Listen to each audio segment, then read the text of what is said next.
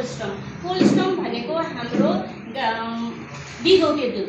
जस्तो कि आमाले बच्चा पाएपछि हामी आफैले बच्चा पाएपछि पनि पहिला आमाको पहिलो दुध जुन छ नि त्यसलाई नै हामी कोलेस्ट्रम भन्छौँ भने यो गाईले बच्चा ब्याएको 6 घण्टाभित्र क्याप्सुल फर्ममा हामी माझ ल्याइदिएको है।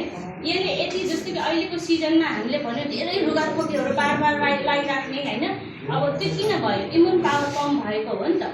त्यसलाई तपाईँलाई कसैले रुगाखोकी लागेको छ र एन्टिबायोटिक खाँदा पनि ठिक भइरहेको छैन भने दिनमा यसलाई 8वटा क्याप्सुल 2 दिन या 3 दिन लिइदिनुहोस्, तपाईँको खोकी लागेको रुगाखोकी झट्टै निको गर्छ। किन प्र्याक्टिकल रूपमा मैले आफै घरमा खोकी लाग्दा श्रीमानलाई लाग्दाखेरि मैले 8-8वटा दिएँ। योसँग अरू पनि जस्तो ज्ञानोडर्माहरू पनि दिएँ मैले, तर त्यो मात्रै दिँदाखेरि नगरे यो 8वटा दिनमा दिएको 2 दिनमा उहाँलाई निको नै भयो कि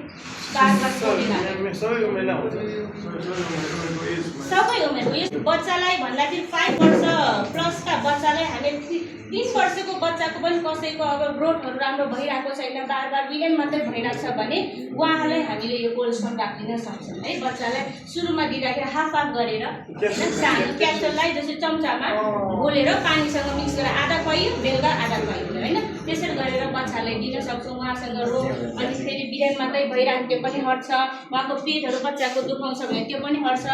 यसमा ग्रोथ हार्मोन छ मेन भनेको, हाम्रो हाइट वेट सबै बढ्नको लागि एकदमै राम्रो छ भने अर्को जस्तो सुगरको पेसेन्ट छ इन्सुलिनको मात्रा बढाउनमा पनि हेल्प गर्छ है। सम्पूर्ण हामीलाई रोगलाई समग्र रूपमा यो इम्युन बुस्ट गर्नलाई यसले मद्दत गर्ने भयो। हामी जसले पनि लिन मिल्यो कि यो अब दुध त हो नि त, यो बिगोके दुध भयो नि होइन। यो हामीले बच्चादेखि बुढा बुढी हजुरआमाहरू हुनुहुन्छ, माहरू हुनु, उहाँहरू सबैलाई यो दिन मिल्यो। बिहान 2टा बेलुका 2टा उमेर पुगेको लागि है हामीले यो उहाँहरूको डाइटमा राख्न सक्छौँ। खाना पछि अथवा खाना अगाडि खाए पनि केही फरक हुँदैन। यसलाई म 8वटा लिन मिल्छ र यो सप्लिमेन्ट भन्दाखेरि हामीलाई मन लाग्यो भने दुध कति ग्लास पिउन सक्छौँ हामी, त्यसरी नै यसलाई लिन मिल्यो।